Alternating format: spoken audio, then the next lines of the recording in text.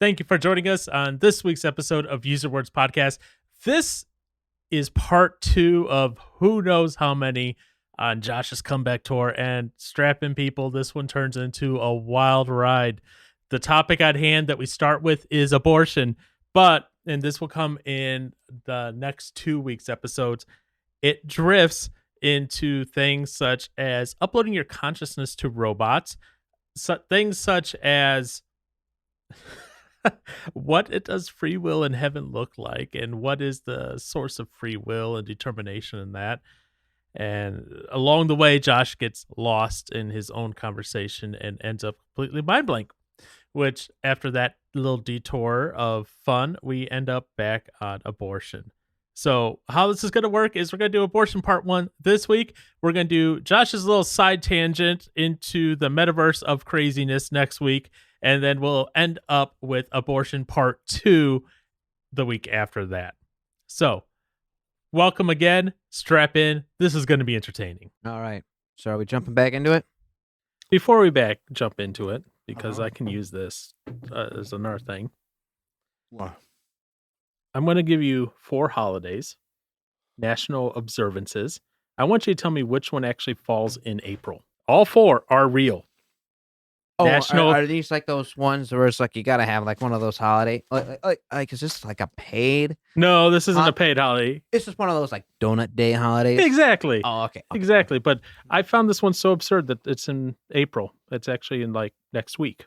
Oh, go for it. Okay. So tell me which of the 4 is real, or not real. In April. National Lemonade Day, National Mother Goose Day, National Loyalty Day, National Hug a Plumber Day. National Hug a Plumber. Aaron, which of those 4? I would probably go with the Hug a Plumber too. You both are correct somehow. So go ahead and find yourself a plumber and hug him, which is weird. Anyways, abortion. Well, you're a little excited about that. So when are you guys getting aborted? Well, I mean, if you're in California, they want to allow it up to 7 days after you're born. Aaron was born 4 days ago. What do you know? Oh, you're a big 4-day-old. You see, you know the way that you can make killing legal is by saying that 1 day after birth is equivalent to a 10-year-old and then a 20-year-old, 30. So you can in a sense be 70 and still be within that 7-day mark. I mean, that's all I have to do. Yeah. And then it's just a purge, a legal version of the purge. It wouldn't surprise me if there are people who actually would want that. I'm seven literal days is bad enough already that they're trying to push through in California. But it's not a baby, though. 7 literal days after birth? Yeah. That's a baby. No, it still needs to develop into a baby. What is it then, Aaron? What is a baby in your definition? Give us the legal definition of what a up to 7-day-old is. I'm just trying to get myself into the baby category. Is it a birthing person excrement? Is that what it is? So once you have all the full functions of a normal human, you're now a person. So you're still not a baby? I am a baby. But you said all the normal functions of a human being. Yeah, but so you're still not a baby. Oh, now you got it. Now you got it. I saw that going into, but I was just like, frick, whatever. You're like, I'm continuing on with this statement. But no. So in California, they are trying to introduce a bill that for health reasons, they say. I'm surprised it hasn't hit the news. It has in some, because I haven't seen anything until you mentioned it. Like I know even I saw stuff about Colorado. Well, Colorado, they recently signed into a law saying that it is the what they call it, the right to abortion. Yeah. And that goes all the way through 9 months. Like all 9 months of the abortion. Yeah, you can abort that far into it. But it's not California where it's 7 days after birth. Yeah, that's obnoxious. That's what they're talking about. Now, and to be fair, before people go, well, it doesn't really say abort, abort, abort, right? The law specifically states that any death that occurs outside of medical practice within the first 7 days of birth will not be investigated. And so that's what it is. Outside of medical practice. Yeah. So if there's not anybody who is technically certified as a medical personnel, or it's not at least reported as a medical situation, like documentation. Think of it this way. You're at home, Josh, with your triplets. You're living in California at the time. You have become a surfing hippie, vegan. Nice. You refuse to hunt all animals and meat, and you've given up all your guns. Shoot me then. This is like, one of those alternate reality versions of Josh. Yeah. Josh has his triplets. He gets frustrated. He's not a medical professional. And something were to happen to his triplets. How seared is your soul because of that if you were to harm your own kids or let them die due to negligence or something like that?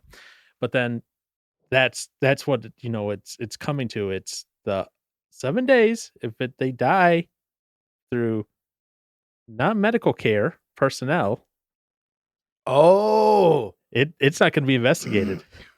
If it's outside of the hospital, basically. Yeah.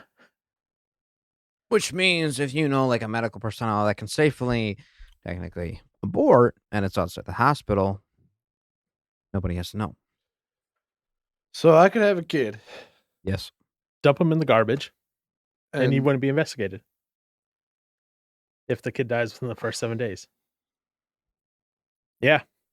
I mean, it's kind of ridiculous that they're trying to move that. And they're all doing this anticipation because what's going through the Supreme Court right now? Anyone?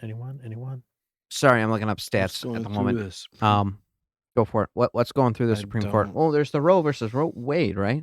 Well, that's what they're afraid. They're afraid that there's going to be a weakening of the Roe versus Wade ruling. I'm not going to say law because it's not a law, actually. It's a ruling from the Supreme Court in and of itself. So there's definitely cases in front of the Supreme Court, and that's what they're afraid of. Like, because apparently it's, and people were all concerned about the new Supreme Court justice. I can never say her name. Brown. And that I'm not talking about her color. I'm talking about her name is Brown. Yeah. I cannot remember her name. But all concerned about that. But at the same time, she's replacing someone who is of the same value and mindset as her, so the balance stays the same. Blah blah blah blah blah blah. Whatever. Anyways, although I will say this for all of you who are like, she's the first black lady to be in the U.S. Supreme Court. That would have been possible over a decade ago, but Joe Biden voted against the person. Yeah, I know that there's a lot of people that like to forget about that. That's yep. Mm-hmm. Double standards. Totally forgot about that. But yeah, so there's they're actually expecting that coming out of the Supreme Court, there's going to be some rulings that are going to weaken Roe versus Wade, and that's why you're seeing right now a bunch of states passing very, I guess you could say, not prohibitive. They're trying to make it to where the federal ruling can't interfere with state ruling. With the state ruling, where they're very relaxed. That's what I was looking for. They're very lax on the abortion. They're very much like, yeah, you can come and have an abortion. In fact, what was it? Oklahoma recently, they passed a bill to ban all abortions unless it's for Oklahoma and Texas.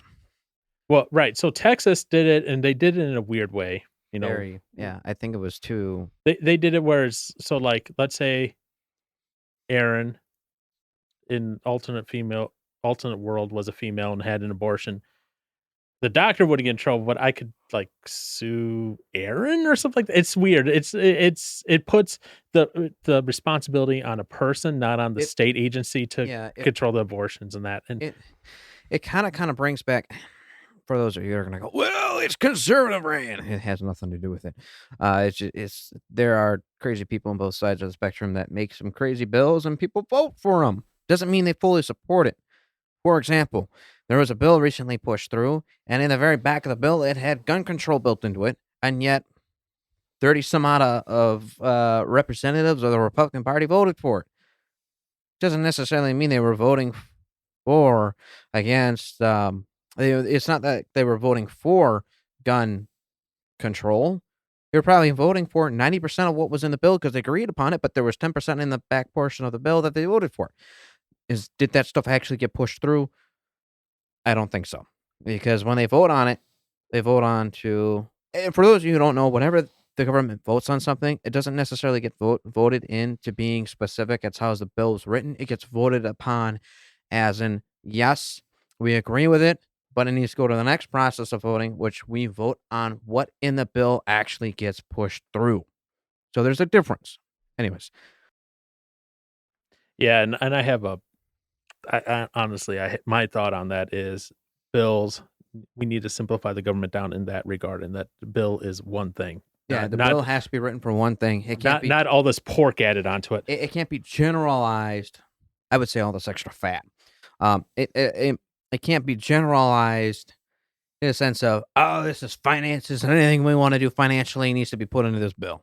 No. It needs to be, if it's financial reasoning, it needs to be about this portion. So if, for example, you're talking about low-income people and finances, then the bill has to target only low-income people between tax bracket A and tax bracket B, between certain dollars amount, and it can't include things like military spending here and gun control here and foreign investment in this portion of it. It can't include that. But kind of going off to the whole thing with the Texas thing, to me, I thought it was a little much, because it was, in a sense, trying to create snitches. Yeah. And to me, that's kind of the thing that brings stuff back to Nazi Germany, because when we don't understand history, we're due to repeat it. So I've always been fascinated I'm not a neo-Nazi by any means, but I've always been fascinated at how easily the public has been tricked, manipulated, and convinced. And in order of a way to educate myself, I look at how they did things. And that's what fascinates me, because we are so easily willing to go back down that same path without knowing it because of the lack of history we are taught in that spectrum. Anyways, the brown shirts were known for the phrase snitches get stitches. They would snitch, but they wouldn't get stitches. And that's kind of like Texas's ideology with this abortion is, if you know somebody, you can get money. You just got to tell us if they went to another state to perform the abortion. Yep. And to me, it's just like, okay, if they go to another state, that's another state's problem. That's another state's finances. If they want to do that, they can do that. But it's like, yeah, to me, that was a little too much. I guess the question, well, do you have anything more to add on that? Sorry, just a phrase. So I was recently watching, and I have started watching a new show called Suits. I don't know if you've ever seen it. It's on Amazon Prime. I finally got Amazon Prime. Wow, good for you. Welcome to the 21st century. Because I got a great discount. Really? Yeah. How great is it? Great? Almost 50%. Woo! For the first year. Bruh. I had that back when I was in college. I know, and I got that as an adult, not in college. Anyways, so I'm watching, it's on Amazon Prime. It's called Suits. It's about lawyers. It's entertaining to me. But one of the phrases that came up, and what was funny is because you were talking about, like, I'm not a neo-Nazi thing. And the phrase was, you know what? If you're the good guy, you never have to say what you are or what you aren't. And it just made me think of that. And I was just like, sorry. It just made me think of it. I know you're not. It just made me think of that phrase, though. There are certain things, which is fair. Because there are some things out there that some people are so freaking close-minded to the topic of things that are offensive or are negative. What I have learned, and this is kind of what has created me to have more patience in people. As much as I don't want to give people more patience, they do deserve it. And it kind of comes to the phrase of, whenever you hear prophets or disciples in the Bible, when they're about to die, they do the simple phrase of, Lord, forgive them for what they don't know, or Lord, forgive them for the sin they're about to commit. In a reference of they are just forgive. In a reference of they don't know what they don't know. Right. And for them not to know, you really it's interesting because all these people that are about to die in the Bible and various portions of the Bible, they always ask for forgiveness on behalf of somebody that is about to kill them. And I've kind of sat there and I've had to think about it. I'm like, as much as people grind my gears as to how close-minded they can be, when I really look back upon myself and when it comes to the stage of politics, at first and for a while, I was very close-minded. And in a sense of I was close-minded, not just how I was raised, but also my morals, my religious background. And I'm not saying I'm accepting to a whole bunch of stuff that's opposing, but Oh, I thought you were because you had that coexist sticker on your bumper. I don't have such a thing. I was like, Hey, that's a present for Paul for his birthday now. Oh, that'll go on a Target. Anyways, so it's like one of those things where I've kind of like I thought to myself, I was like, it's kind of hypocritical for me to be frustrated with people that are super close-minded. But if I start talking to people and I start to try to point evidence to their close-minded, and I start to try to say that you really got to look at things from both sides of the spectrum before you can make the decision. Mhm. Andy Stanley put it like this. He said, Democrats are Christians and Republicans are Christians. Democrat Party is a Christian and the Republican Party is a Christian. Okay. The mindsets of both can align with Christianity and its morals. Does each party 100% align? No. So you can't really call one political spectrum to be more Christian and the other one to be less Christian. Right. Republicans strive on personal values and more of a let's say conservative mindset, more of a we need to stay with the old ways kind of mindset. Hence, conservative. Democrats, liberals are more on a let's help everybody mindset, but let's do what we want when we want, the way we want mindset, which aligns with Christianity as well as it doesn't align with Christianity.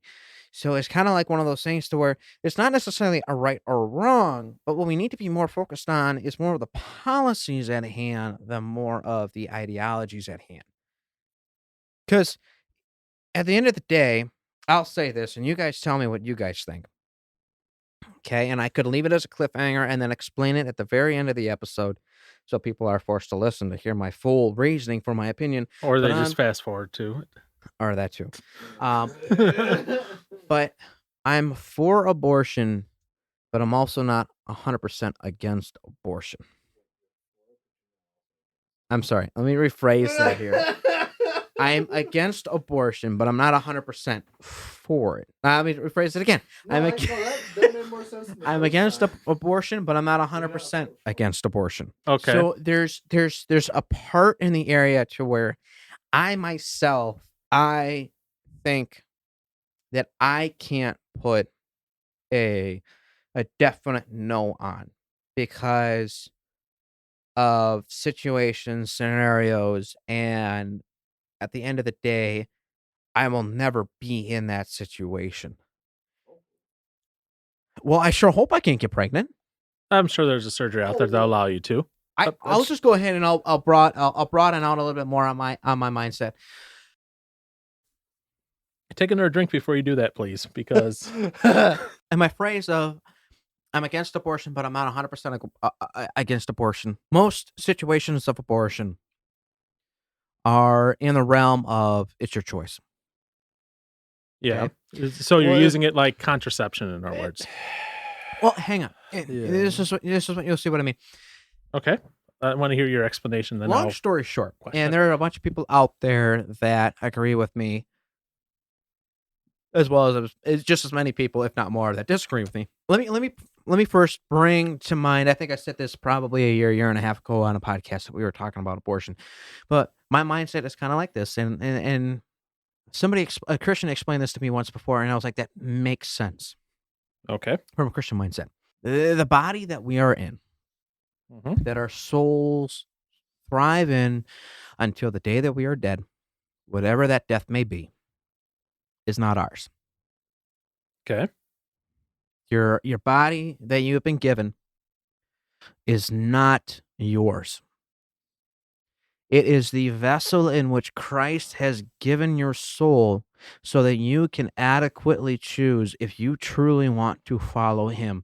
And in that time frame from birth to death is your time period in which you can live in this suit.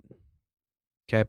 This vessel, this being, for you to live out your life glorifying or blaspheming the Lord in his name.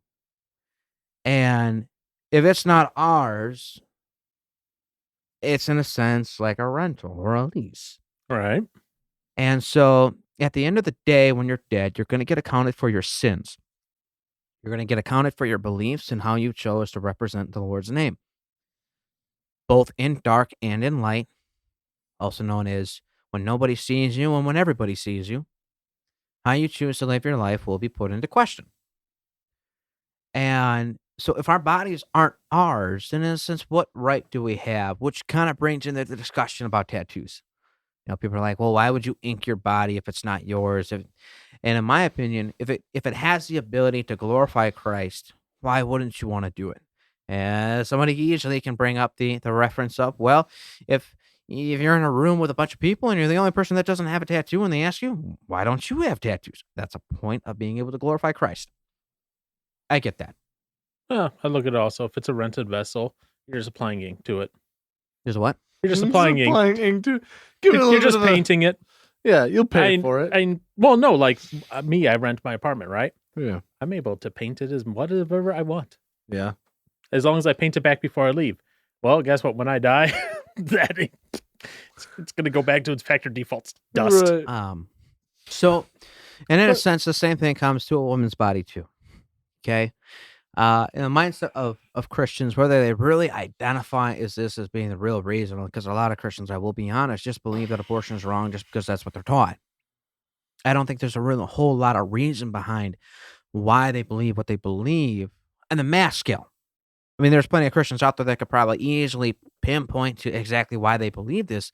But generally speaking, a lot of people that go to church just simply go to church and they do what they're supposed to do because this is why.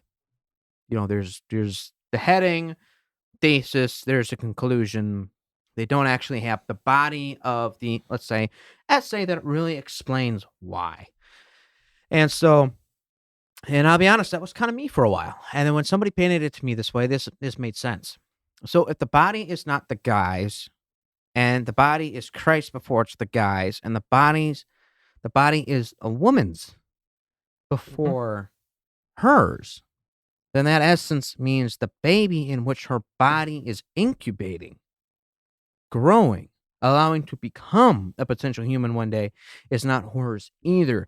So that's where you have Christians that say abortion is wrong, because if they can tell you why they believe it, that's almost entirely the reason why, is because our bodies are not ours. So why should we be able to choose who lives or dies when it's just a suit?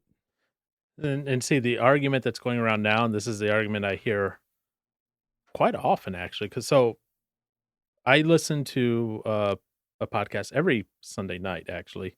It's like 3-4 hours long. Live streamed, they do it. I'm surprised you don't listen to it, because I could see you agreeing. Well, no. The female on there is a little more extreme than you. Like, she is, like, again, she's a very, very, when I say very right wing, I mean very, very, very, very. Like, she's like, women shouldn't be able to vote or hold office. Like, she's like that crazy at that time. I can see where she can think that. Oh boy. Well, no. Okay, hang on. I don't necessarily agree with that, but I can see where she thinks that, and it kind of comes back to the principle. Well, let me put it like this: were you done saying what you're saying? No, I was to say, I don't think you want to agree with her because the reason why she says that is not for any principled reason other than the fact that she goes, women are just crazy and we don't know how to think and we need to be submissive to men. That is literally her reasoning. I'm just putting it out there. She's a little on the extreme side. Okay. Yeah. I listen mostly, the main guy on there, Matt Christensen. He's pretty well reasoned on things. And I like him because he came from being, a very lefty anti-gun guy to now being more moderate on the right side, and he does conceal carry and all that stuff now. Like, he's shifted greatly. It's been entertaining to see that shift. But so I watch it just to kind of see some of that stuff, and it gives me a little refresher on the news of the week in a very humorous way. But anyways, going all the way back. So I enjoy my time listening. Yes, something wrong? Keep talking. I was just looking at is this the same mic as that? Yeah, just It's different. just a buffer. Different thing. Yeah. I don't know where that one went. Anyways, so I watch Matt Christensen's thing every Sunday night and all that, and the whole thing of abortions and all that keeps coming up all the time. And it is entertaining to hear her defense of basically, so her reasoning is along the lines of someone else's I heard, where she's like, nope, we should just find all the abortionists and kill them all. I don't care. And then she's talking about how like she was just like in her Catholic confessional that morning and all that. I'm just like, no, you're not getting the whole point of this at all. You're not getting the point of this. But that they also talk on there. There's a lot of people that go on there as well that talk about how babies are, while they're being grown and gestated and all that, they don't call them babies anymore or a separate human. They call them, the new phrasing is they call them parasites. Oh, I've heard that. I started hearing that probably, let's put it like this. The reason why I can say 2 years ago is I remember hearing about it pre-pandemic. Mm-hmm. And I heard that certain scientists out there were trying to classify them as a parasite due to the fact that they cannot survive without a host. And to me, it's one of those things that there's no reason to go down that road of trying to alter terminology and scientific definitions without having some sort of political spin or some sort of political bias / tie to something to change it, because there's really no need to. I Right. mean, an infant, I'm having a blank on the 3 terms for a baby inside a woman. I don't know why I'm having this blank. Does the egg, zygote, fetus? I'm trying to remember. There's probably more stages. I don't There's know one more. I don't know all the stages. But there's no reason, in a sense, to change the classification of what it is, because, in other words, a parasite lives its life on a host. And to me, that's where it's kind of condemning, in a sense, to try to recategorize potential life as a parasite, because a parasite lives its life on a host. So interesting you say that, right? So I pulled this up. It's from the University of Reading over in the UK. It's a news release, a press release on a study they did over there. I'm going to read the first line, and because this is from 2007, so this is where probably some of this started. Okay. The placenta uses a cloaking device similar to that used by parasites to avoid detection by the mother's immune system. That's the other term, placenta. Well, that's not a phase, but that's just, yeah. Another term I was thinking of in the back of my head. Gotcha. So that might be where some of this has started coming from as well, because what they're trying to do is they're trying to discover why some women, when they get pregnant, their body basically attacks the baby and the placenta as a foreign object. Interesting. I kind of frown at any GOP states or any GOP bills that try to create snitches. So Texas and Oklahoma. Yes, and I frown them in a sense of, it's not that I'm again, I don't support abortion, but at the same time, the one argument that is made that is valuable is a valuable argument, Mhm. but it is definitely not the majority argument.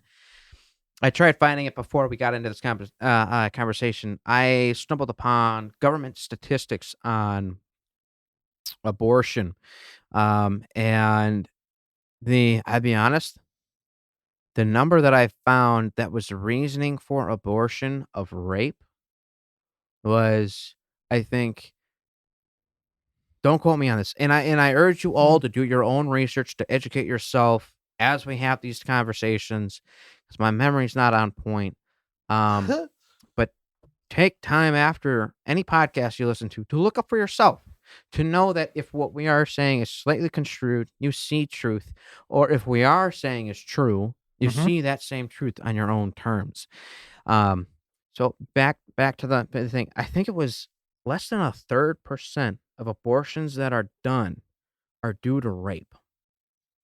And the amount, I think it was like half of those. I'm trying to remember.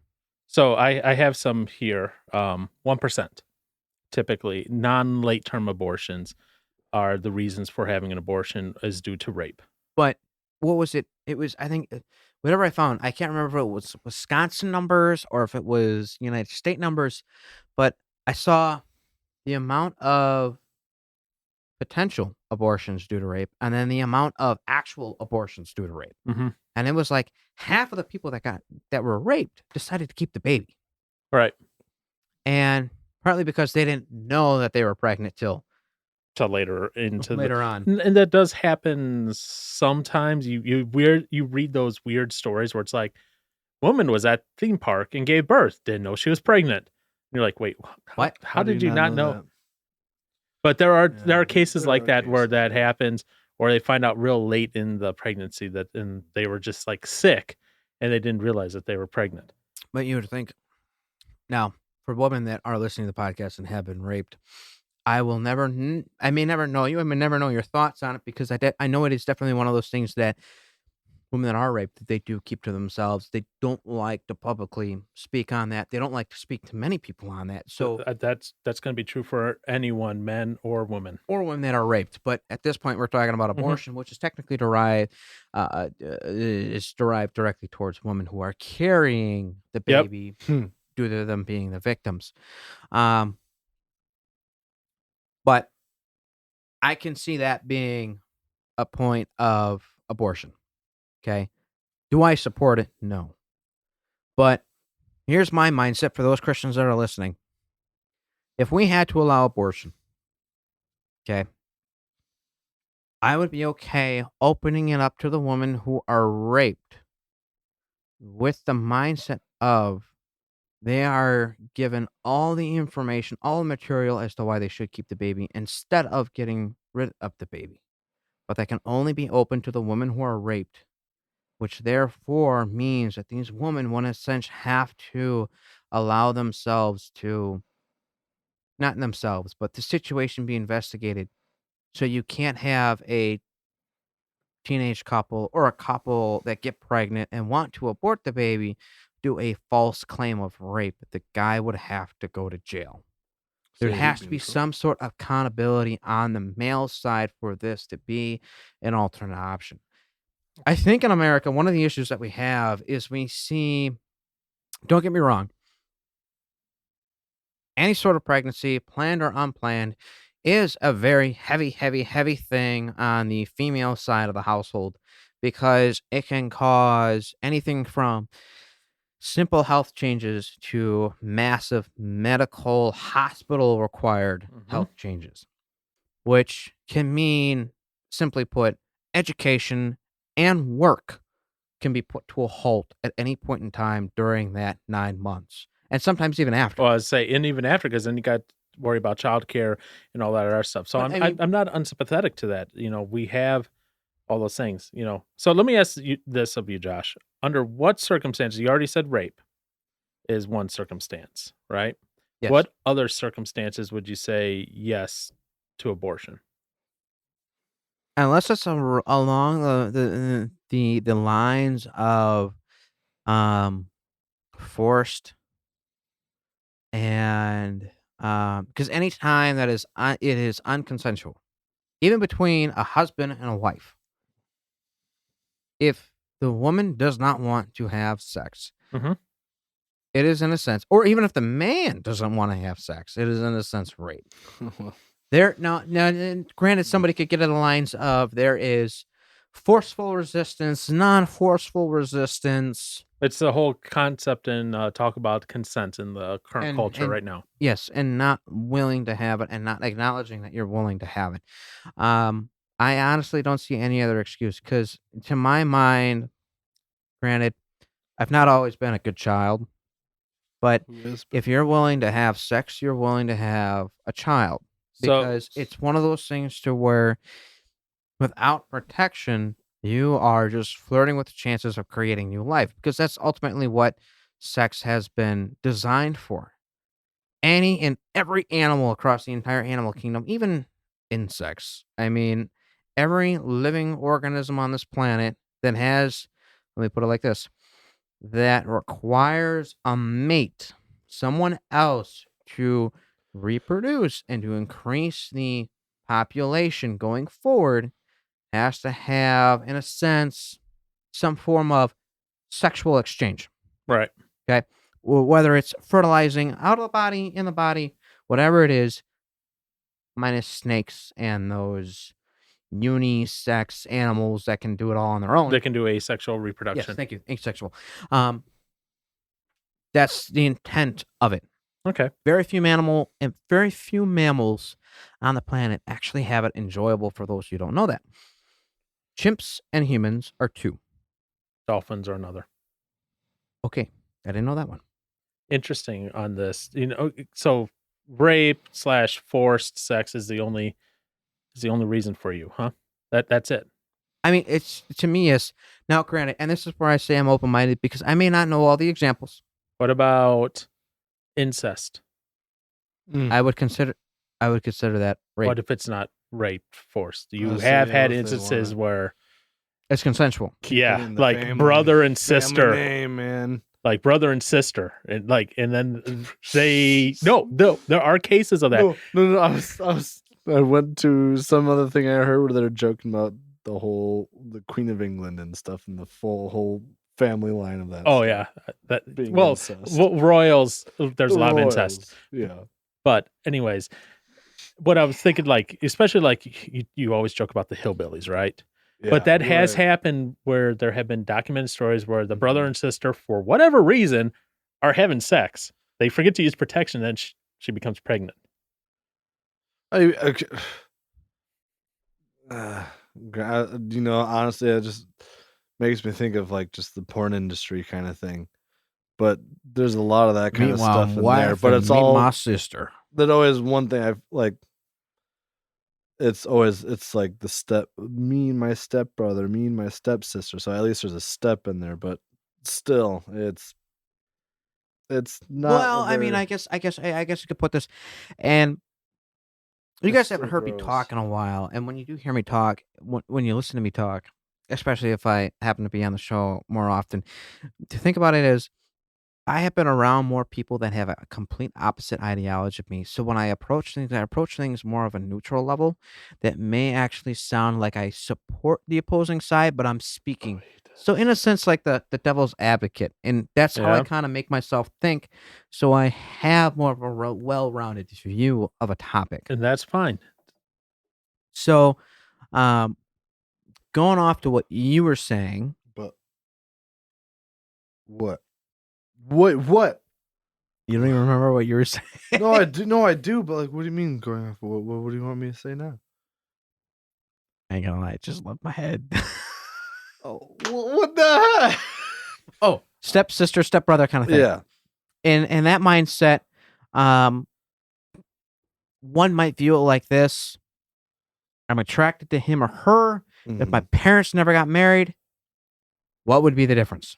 Right. And step siblings okay, this sounds weird. That's totally understandable in that regard. Okay. Yes. I'm not, when I say the incest thing, I'm not talking about step. No, that's I'm talking legitimate blood. You both had the same exact parents. Yeah. And you know what percentage of abortions happen in a year due to incest? I have a feeling it's way more than a rape. Take a guess, Aaron. 12%.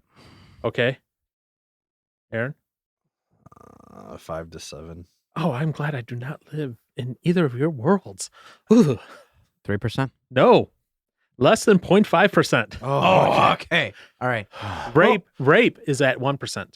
Yeah. Okay, so it sounded like it was going to be kind of more. in the same scenario. One could say, well, if the child's going to be born with all sorts of issues, let's put it like this, from a Christian mindset. If an egg's been fertilized, and what was it after? Was it 7 to 8 weeks? The first heartbeat is felt. Something along that line. I don't know. Once 4 to 5 weeks. By 6 weeks, you can see it via ultrasound. 10 to 12, you should be able to hear it via Doppler. So that's just you being able to see it. Yeah. Yes. Or see doesn't mean it's not it. so soft that it isn't actually happening. Right. So, in other words, I wish God was right here and he could answer this question for us, because that would make this so much easier. But no. Because think about it like this. Once the egg's been fertilized, Yeah. life has started. You 100% agree. And so, however God has the whole soul entering the body kind of thing figured out, or what have it, if it's when the egg is fertilized, or does the soul enter the body once the baby is born, I have no idea. And you have a bunch of historians, and you have Bible theologists, and you have all sorts of people trying to make accusations and come to conclusions on that topic. And I think it's just one of those things that we don't know. But at the same time, too, there are people with Down syndrome that will praise the Lord. Yeah. Just like there are people with Down syndrome or whatever. How do I make this? What I have learned is that people with Down syndrome are actually more impressive in some instances than people without. Hear me out. As far as, Somebody with Down syndrome. Syndrome? Down syndrome. 90% of the things they do, and 90% of the things that are going on in their day-to-day life, they may be able to interact subpar from the normality. And normality is what we're going to classify as societal norm, or societal consistency, what society can create a level 2. But then there's this one thing that people with Down syndrome can literally blow roofs off places with, whatever it may be. Art, science, math. I mean, there's just one thing that ticks with those people, and it ticks so well, it's effortlessly for them. And I think that's just a testament to not only the human body, but the creation of the human, because our potential is so untapped. We can only use, I think it was between 10 to 12% of our brain capacity. I have doubts about that claim, but yes. But in a sense, I would agree in a sense that I don't think we're actually able to use as much as we can use of our brain. And if you can see one person excel effortlessly in one area, now imagine if the brain was able to work like that across the whole spectrum. It's just kind of, it's to me, it's a testament of how well we are made in God's image. I think I wouldn't be surprised if God put a cap on our ability to imitate him due to the fact of that reasoning, the ability of what we would have if we had untapped potential, and the devastation that we would cause in our current vessels, in a world that is surrounded by nothing but sin. That's just me. Yeah, but I will say I think we definitely use pretty much. I wouldn't say 100%, but we're probably in the 90%. You think so? You think it's complete opposite of that? Well, because don't forget, not everything of our brain is used just for thinking and like problem solving and all that. There's a large part of your brain that's dedicated to basic functionality. receiving pain and nerve ending Oh, yeah. signals, breathing, your heart rate, muscle The amount control. of autonomous stuff that goes on with Yeah, your body. so that's still a large part of your chunk of your brain that has to work 24/7. So would I say we're not using 100% of our brain? Maybe. But we're probably using like 90% because, maybe only 10% of that is maybe used for thinking, but still a lot of the brain is still doing other stuff. Can you imagine how much stimuli is coming into your skin? And all your exposed skin is getting temperature reception all the time. That's fair. And your body's processing and determining, are you in danger? Are you okay? Are you safe? Keeping you awake, making your eyes move contact, making you blink, making you produce tears, making you produce all these other things in your body. Your heart's pumping. It's always your working. cells are doing various things. It's always doing a lot. All right. So what about if the mother's health was in danger? That's my one spot. Well, I think that I think that would. Okay, so to me, that's just an automatic. Let me reclassify Automatic that. what? Mother's health is an automatic, and rape would be something of ability. With rape would be done. I'm okay with rape done through due process. And mother's health is of no question. Okay. Because to me, and that's why I was asking earlier. I was like, especially if the child not only poses a risk in the mother, but also has a low survivability percentage after it is born. At that point, it's like, mom. To me. Interesting that you put in that caveat there. Well, to me, it's just one of those like.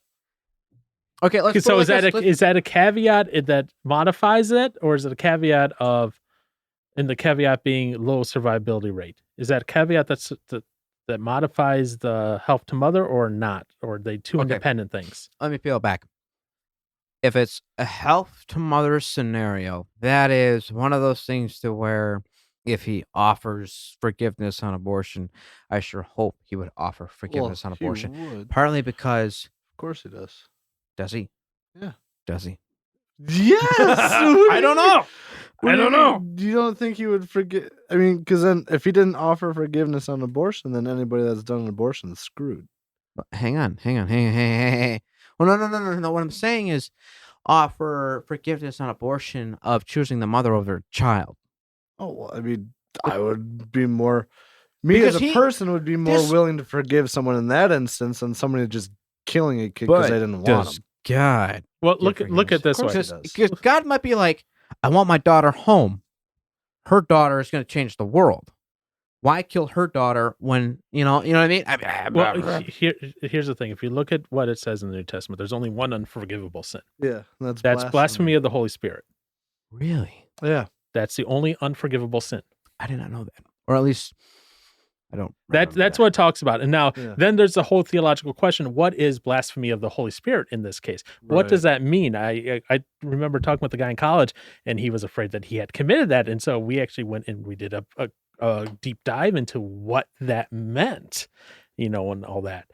And there's actually a decent amount in there on what that means, but it's not one of those things that you can just pull out and quickly go like, this is what it is. It's a deep thing. Anyways, so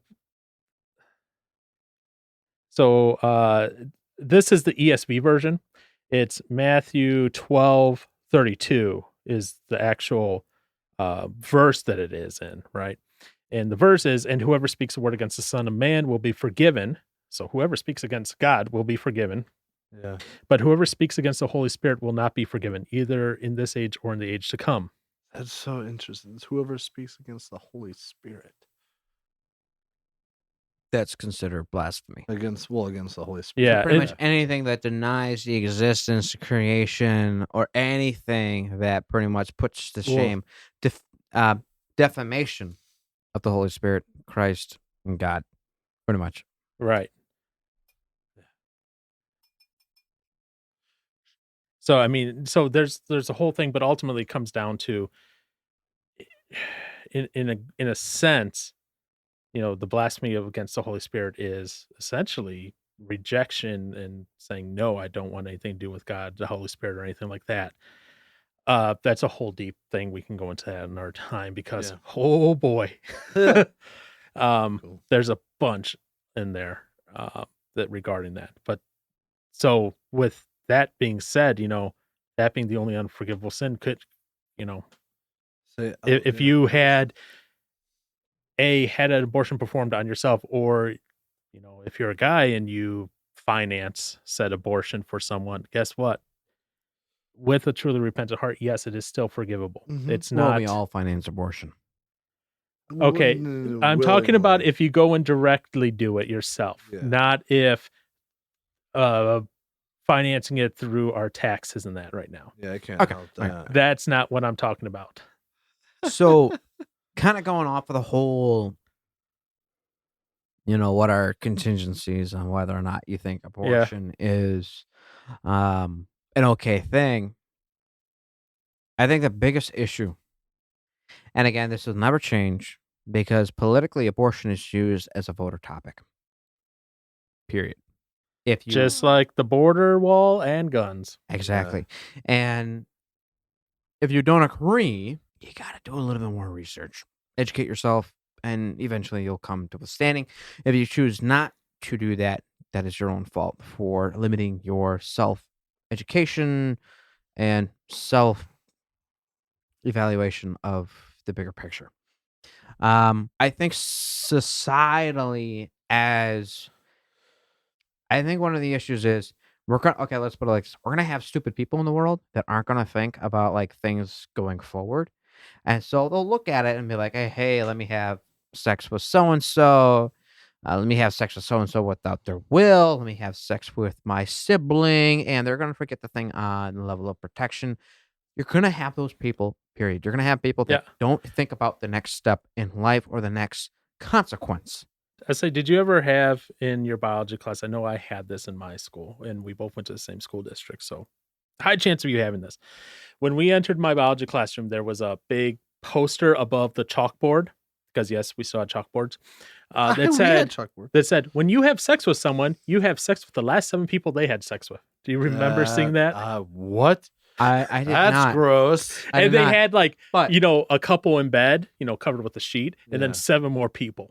okay, I have not seen that, but what I have heard, I've heard sloppy seconds before, but that's oh my gosh, what I heard is back when we were still in high school, I heard something about the topic of researchers had a breakthrough in that there's a part of the female brain that stores sexual information, and in that storing of sexual information, results within the last, I can't remember how many people she has had sex with. And so I think in their mind, it was a form of, this has been so many years. I don't remember if it was one of those things to where if it was like a chemical thing, a brain activity thing, or if it was a DNA thing. But I wouldn't be surprised if it was a brain thing to where they could show a bunch of guys in her life and she could look at a certain few of them and she would have a certain level of brain activity, which would signify that there was some sort of higher than standard affection, aka sexual interaction with these men that I can't remember. Well, but I haven't heard anything since, which tells me that they probably hit a stump in that research. But when you're engaged in sexual intercourse or any other activity like that, there's that oxytocin release. Dopamine release, yeah. Well, the oxytocins particularly, that's what's called the love drug hormone thing. That's what creates that bonding. It's a hormone, essentially. A pheromone. It creates that bonding between husband, wife. It's actually even between mother and child. It's between owner and dog even. Like when you pet a dog, they actually release the oxytocin and that's how they bond with you. Aww. That explains a lot, Aaron. How you two release oxytocin is all up to you two. I do not want to know anything about that. I wish we had visual recording on his face right now. It's how I'm feeling inside the cringe. But So rape, incest, health and safety and well-being of the mother, and then that last one, viability of child outside once born. Is that survivability? You said? Yeah. It sounded like you said viability. Well, viability, survivability, they're Okay. same sort of deal. How is that a consideration then as well for you? No. Like, let's say they're like, you know what, Josh, they come to you, Josh, and they're like, your wife's gonna be fine. She's not in trouble. But you have this child, there's a good chance that they could die in like 6 days. They won't last a week after being born. Give it a try. Let's give it a try. I'm paying $10,000 for birthing the child anyways. Might as well complete the process, right? Well, then you look at spending tons of money trying to keep them alive. Well, I've heard stories. Potentially. What? No, but not saying like you're spending a ton of money to keep them alive. Okay, Josh had moved on to the next phrase. Sorry, that's what I was like, what? Potentially. Yeah, he potentially heard stories. Well, potentially heard. I've heard stories to where a child has completely obliterated doctors' perspectives, predictions, right. And I think I would rather know that we did what we could and they died than allow them to die and not do what we could. Okay, so viability outside the womb, separated from mothers. Okay, the reason I asked that, and I'm clarifying that, is because the first go around, you said mother's life and safety and viability. So again, I'm an open mind. And that's why I asked to clarify and get the exact, where are these diverting and intersecting? And I'll say this, in pretty much that regard, I would have to agree with you on all those. Except for incest. Except for incest? Except for incest. I mean, no matter what complications the child might be born with, they still have every possibility to glorify God. Yeah. They still have every possibility of being able to live in life. I mean, I see kids with complications and the parents weren't even in incest.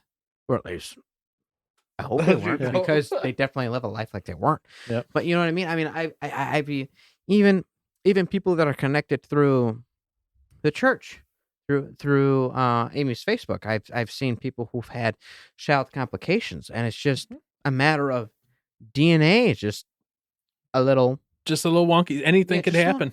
Anything can happen. Does that mean they have any less of a chance?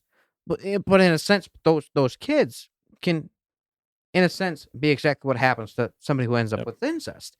And do they deserve to have less of a life than someone else based on, this is my opinion, does a child deserve to have less of a life than someone else based on the circumstances that were birthed to them into this world?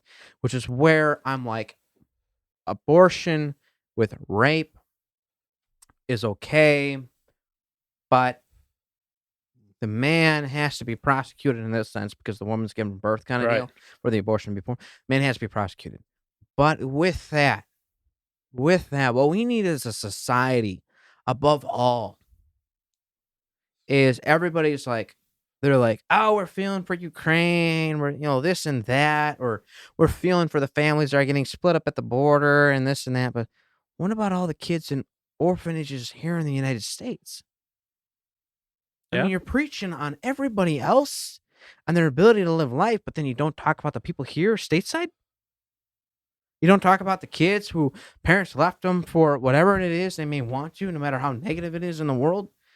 But you're preaching about someone else who has a full family. I mean, everybody deserves to live. I believe in that. Okay? But at the same time, we're all hypocrites here in the United States. If we're preaching on some other country, some else in the world, we're not even focused on ourselves. See, here's the thing I have, and I agree. So don't take this as a disagreement. The problem that we have in the United States is that we have turned adoption into an industry. Yeah. Where, let's say Aaron tomorrow decides he wants to be a father and he wants to go out and adopt some kids. Oh, okay. Where were you going with that? I was thinking maybe I just decided to have kids and I don't want, nope. No, you're gonna adopt some kids. Okay. Like they're gonna come move in here with you. Yeah. Like full on. So, sorry. Like, This is Look, power to you. Because Okay. that ain't easy. Guess what? You're gonna spend tens of thousands yeah. to adopt.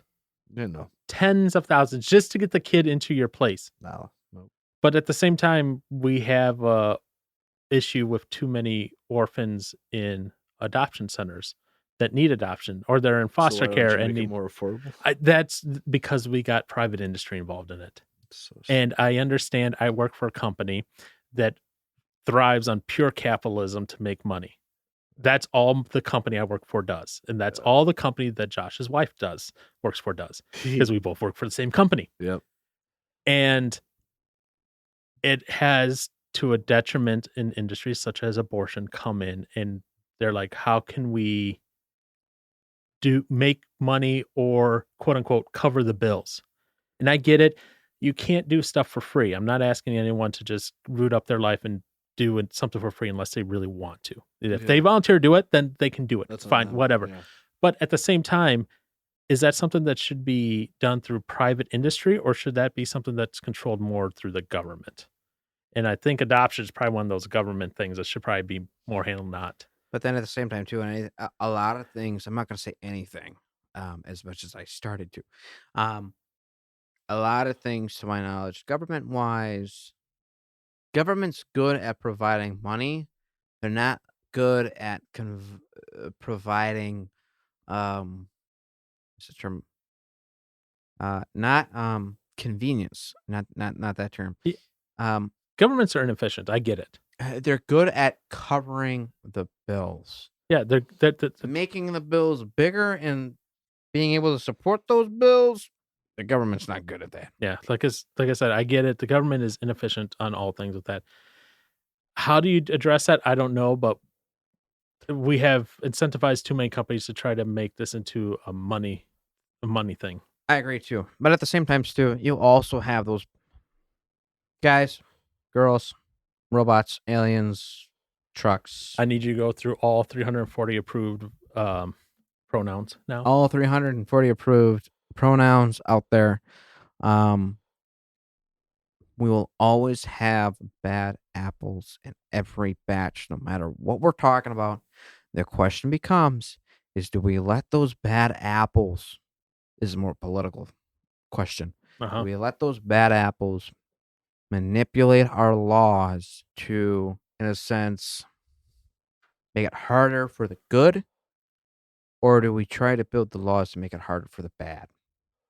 And recently, I feel like we've been, at least in the course of the last decade, at least we've been trying to make everything harder for those who are good in hopes of preventing those bad from doing it. But at the end of the day, if someone chooses to try to cheat the system or break a law, they're going to cheat the system or break the law. I say those who are going to break the system and cheat the law are going to do it regardless of what the law says. So the question becomes do you put in a law that makes doing something illegal, or do you make the consequence bigger and more severe so that when somebody breaks the law, they have more fear? Yeah. Oh, well. But I think at the end of the day, societally speaking, we need to look at life as more precious. Yeah, we take it for granted way too much. We really do. And I think the fact is, America, particularly America, we are so isolated from the rest of the world. And people in Spain have more of a worry about Russia knocking on their front door than we do. Well, and right now in Spain, they're also starting to do food rationing too in the stores. Oh, boy. And that's just one of those things too where I agree with Paul, we take for granted way more than we should have. Should have. We take way more for granted than we should. Yeah. And we don't do enough to appreciate what we have. And I think that's one of the biggest faults of American society. Because everybody likes to feel comfortable. And I think if we chose to try to live a little bit more uncomfortable, trying to find ways to understand each other more, but at the same time, trying to find ways to uh, preserve life, understand life, find ways to back up life in all spectrums, old, unborn, I think we would have a better mindset of everything going on in the world and in America, and we'd be able to put more pressure on our politicians because money talks.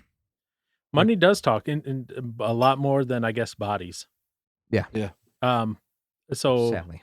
yeah. So I'm gonna read you a statistic here, and I'm gonna have you guess the number. About 1 in 6 pregnancies, excluding miscarriages, ended in abortion in 2017. I've heard 1 in 4 too. Do you know what they're saying? Is it based on America? Is it based This on is world? based on America. Okay. So about 1 in 6, excluding miscarriages, ended in abortion in 2017. How many abortions is that estimated to be? 1 in 6. A million? Johnson? Gosh, I guess a million doesn't seem so bad. Remember, this is a couple years old. This is 2017. I'm gonna hope and do less and do 7,500. Wow, 7,500. No, 7,500. Wow. Wow, you are way off. Josh is not 7,000. 750,000. I couldn't. Okay, that is actually pretty close. Yeah. 862,320 abortions. Wow. In 2017, which means if you take that times it by 6, excluding miscarriages, right? Yeah. There are about 5,173,920 pregnancies in 2017. That's it? But wait, in the U.S. Wait, there's 5 million pregnancies or in the U.S. in 2017. Right. Or miscarriages. That's it? No, just pregnancies. Wow. So if you take that number out, right? Yeah, it doesn't seem like a lot. It doesn't. No. 4,311,600. So births. Of that amount, 4 1 million. of 6 was a miscarriage. 311,600. Were what? Births. Out of the 5 million. Yeah. And that then gives you the 862. Now, again, that number, that 5 million, doesn't include the miscarriage number because they don't give me the percentages or numbers for miscarriages. So, so that like pregnancies that go to the full or pregnancies that are terminated due to abortion. Yeah. So you start doing that, and that's why people are concerned that we're below our birth replacement rate as well. The U.S. is definitely on the declining side. Even Elon Musk is even starting to weigh in on the concern relating to that. So he's saying it. Got to get on that. So yeah, that's all the craziness regarding all that. So, well, I mean, what's that? Well, I don't want to know what it was down. I want to know what it was at. Oh, gotcha. Yeah, and if you haven't read, Colorado recently signed into law, basically saying that abortion is a right of the mother. No. Which, and it also declares the mindset when you don't look at there's a supreme picture involved, right? When you think that, okay, all right. Let me finish up here, and then I'm going to let you go. Okay. It also declares that fertilized eggs, embryos, and fetuses have no independent rights. Yeah, I remember that. Yep. Okay, so if you're looking at it, and you're looking at it from a broad spectrum of there is no supreme, we all have a unlimited lifespan on this planet, that makes sense. Right? You know, I mean, you don't have any more donuts, do you? No. Dang it. But when you're looking at the grand scheme, if there's no afterlife, if there's nothing supreme ruling over everything, and everything is a right to you, okay. It doesn't matter then. But not everything is a right. That's the thing. And there are plenty of countries where women are still suppressed. Oh, and yeah. they still don't have the ability to hold offices. They don't have the ability to have jobs. They still have to have the mother caring figure at home. And it amazes, one of the things that amazes me, and this is also another thing politically speaking, if you're listening to this podcast and you don't agree with anything that we're saying, and you believe women have the right to abortion, okay, start looking at some third world countries and see how far behind they are compared to you. You are now the selfish critic in the aspect of all things worldly. Seriously. I mean, how far we are, at the same time, we're also behind in some things too. But how far we are in some things compared to the rest of the world. We are quite progressive. Yeah, you are a hypocrite like no tomorrow. All right. During the bleak early days of the pandemic in the third quarter of 2020, nearly 30 million baby boomers left the job market and retired. Wow. So if we're only bringing in 1/6, maybe 1/6 of that. Well, I mean, you think of all you said the baby boomers. How big of a gap is that from the age, though? Because you're looking at 1 year. Compared to that, 30 million of those people could be all born over several years. All right, so I'm going to tell you something. We might bring it up in a later podcast. I don't know. But I was getting my hair cut, talking to good old Linda. She's been cutting my hair since knee high by the 4th of July, since I had some whiskers on my head, and she's been cutting my hair since my birth, pretty much. Yeah. Poor lady. Yeah. Me and anyways, go on. I love her, and she has. I don't quite understand her political view, but every so often we get into a conversation about that. Anyways, for those of you who don't know, if you happen to see me outside and we happen to start talking about politics, I love talking to people with an opposition. Because you may know something I don't. And I may know something you don't. So I like talking and allowing potentialities to create in your mind. Because what that does is it causes you to want to do more research. Causes you to try to learn and understand maybe something new about your own ideology, my ideology, or it may help you to discover a half truth. Same thing with me. I like that, and I know some people who I am with on a daily that don't appreciate that because they just could care less about politics. But I was talking to her, and she was telling me how she recently had done hair for somebody who worked at HR for JIK's Tractors. And for those of you who don't know, that is one of the main tractor companies in the United States of America.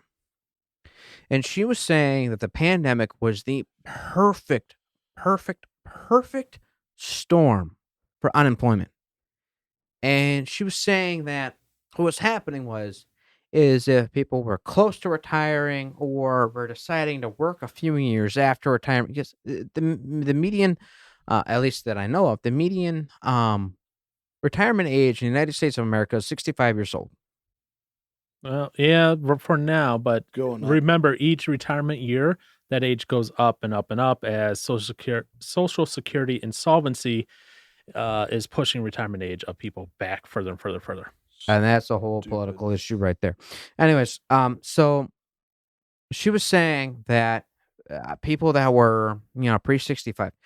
So this is, in a sense, is talking about people who may have the money, may not have the money, but are around the years of turning 65. If they were before 65 or after 65, they decided to take their retirement during the pandemic at some point in time. One of the interesting things is a lot of baby boomers, to my knowledge, did not have bachelor's degrees or were not fluent with technology because technology wasn't really a dominated thing at the time that they were entering the workforce and or doing a career change in the workforce. It wasn't quite necessarily a thing that they would want to go back to school for, to turn around and be employed for it as it would for somebody nowadays. So you're talking about people that are either 20 years old in the 80s, or you're talking about people that are 40-year-old in the early 2000s. Okay. It wasn't quite something that was worth it at the time. Because if you look at people that were born after World War II, which is people who are considered baby boomers, when all the soldiers came back, and girlfriends, wives, mistresses, whatever you may call it, babies were born. And so she was saying that no matter what age they were, it was within a time span or by personal choice, the pandemic pretty much made it relevant to them that it's not worth to work. Why should I try working through this pandemic to possibly die and not enjoy retirement and see my grandkids? So a lot of them retired.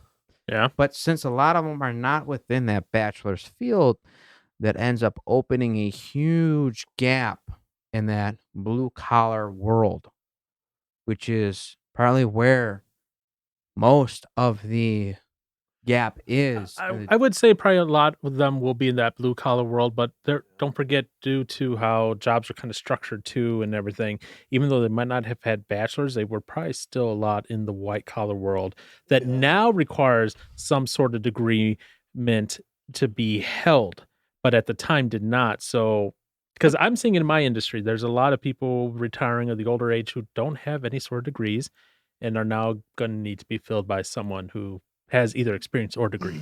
And I agree with that. And at the same time, I also have an explanation for that. Uh-oh. She was saying what they were finding is they were actually finding a lot of young people transfer over from the white collar to the blue collar because there was such that big of a gap in the blue collar. The blue collar pay was going up much faster than the white collar. So a lot of white collar, probably younger than me, were jumping over like, why am I going to school for this many years when I could become a plumber? This and that. And since then, they were jumping over right away. And since then, reports have come out that about 70% of those that have made that jump regret it or starting to look to go back. Really? Interesting. Because a lot of the white collar, me included, I'm going to say this, we're looking for, like me, I'm looking for a fully remote job. Yeah. Which is understood. Amy would like to be able to do a fully remote job as well, which she has that possibility because the company that you guys work for allow that, especially if you have proven yourself to be a good worker. Yep. Which both of you probably can and will be able to apply for and be granted. It's department by department basis. So, but I'm assuming with your qualifications and we'll talk about that off air. I don't want that recorded. So now the question would be is, why are those people that have made the white collar to blue collar change, why are they regretting it and going back? Because I'll be honest, salary was the thing that drove them. And then when they got there, it wasn't what they expected, or they're having to work too hard, or they're having to be accountable for it. The generation is so weak. Forgive me. I will say that is definitely one thing that I see on the tail end of my generation and the beginning of my brother's generation is a lot of and I see it in your generation. Oh yeah. It is a lot of gimme without me doing as much work as possible. I say it's I feel like that's not something that's, I don't know, to a point it's always been around, but it's just happening in bigger numbers now. Well, to a point. It's more accepted and it's and more allowed. accepted. You'll tolerate it more and put up with it. Oh, toleration. Yes and no and no. Oh, yes and yes and no and no. I love this. I agree. It's probably more tolerated. I said tolerated. Partly because of mass media and the ability of being able to project things on a social platform. To a point. Okay, so you're able to make things more aware, or you're able to speak your mind, and it can branch. Okay, this is going to get me in trouble. I'm going to say it. Do it. Aw. Okay, go ahead. Okay. Oh no. Drum roll, what is a? And I have seen this in action. I'm not saying I've seen this by job. Okay. So not at my job. I have not seen this at my job, but I have seen this in other jobs where, okay, I'm going to ask you this because, what is a common in society stereotypical representation and thought of the Mexican/Latino subculture group? Hard workers, but cheap pay. There's that, but there's also the stereotypical lazy Mexican. Oh, okay. I guess always late, always not on time, That's always so weird. How does it go from two opposites? Okay. To be completely honest with you. Uh-oh. Why weren't you honest in the first place? There are only one person in my life. If he ever hears this, well, don't say his name. I'm just saying, I love you, bro. But the one guy that I've worked with in my life, yes, you can always account he's clocking in with 30 seconds to remain, or he is, forgive me, banging his girlfriend in the back of his pickup truck. An hour after he was supposed to start for work. Anyway, so only one Mexican I have ever, Mexican, Puerto Rican. Oh, whoa. Do not get the two confused. I'm sorry. Do not get the two confused. We are mortal enemies, Mexicans and Puerto Ricans. Do not confuse us with each other. Okay. He's one of the two. Oh, you have to know which one it is. You gotta figure this out now. You're in trouble. Frick. It'd be really weird if I texted him, are you Puerto Rican or are you Mexican? It's for a podcast. Don't listen to this. Okay, regardless. Okay, we're not going to care about that right now. But anyway, so that's a stereotype that's out there. Lazy or late or slow to the party sort of thing, right? Complete opposite of the American mindset of a Mexican. Well, the complete opposite of the American mindset of you must be like 30 minutes early to a meeting to be on time sort of deal. Be early to be on time. Yeah, crazy stuff like that. Okay, so again, not at my current job, but I have seen this where they have called it and they've gone, well, if you're starting your meeting right on time and you have someone of Latino descent and you start right on time, that's racist because you have to accommodate them being late. No. And this is in their diversity and inclusion training to be more sensitive to those of different heritages. So if you start something right on time, you're late. You're being racist. So you're telling me right now that if it's an all-white board and I'm late and they chose to start on time, they're not racist. You're just late. But are you Latino? No, you're so white. You're just late. Honestly, no, that is not racist and being racist. No. I know that makes no sense. I know that's my point. That there's the craziness with this. I will say this: there has been studies out there that show that people who tend to be late actually tend to be more successful than people who are on time. And personally, I'll wait till you know what? I don't care if I'm late or on time, unless it's a meeting with the manager. But right now it's a Zoom meeting, so it's like whatever. But I mean, so that your dog threw up, you had to clean it up. That's why you're late. I just tell them, I just tell them like, look, you know what? I didn't want to go to this meeting. I'm bored. I have done that so many times where it's like, nope. But yeah, so you have companies doing this sort of thing too. This anti-racist racism training, and it drives me nuts. By the way, it just completely drives me nuts. I mean, I would agree. That would, especially if you had to be of certain descent in order to make that applicable. That would drive me insane too.